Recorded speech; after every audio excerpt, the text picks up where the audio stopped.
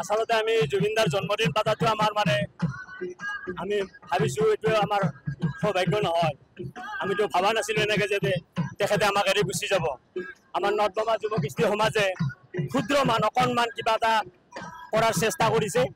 ৰাতিপুৱাই আমাৰ শ্ৰদ্ধাঞ্জলি অনুষ্ঠান ৰাতিপুৱাৰ পৰাই চলি আছে, বৃক্ষৰোপণ চলিছে।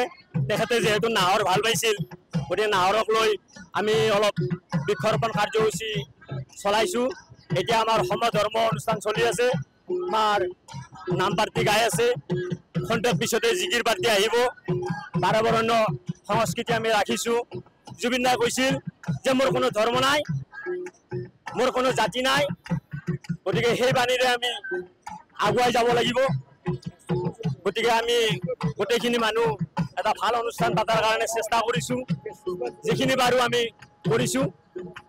জুবিনদাই কৈছিল মানুহ এনেকুৱা হ'ব লাগে, চৰাই এনেকুৱা হ'ব লাগে যে মন্দিৰতো পঢ়িব পাৰে, মছজিদতো পঢ়িব পাৰে, নামঘৰতো পঢ়িব পাৰে, নতুবা মছজিদতো পঢ়িব পাৰে। গতিকে সেই বাণীৰে আমি আগুৱাই যাব লাগিব।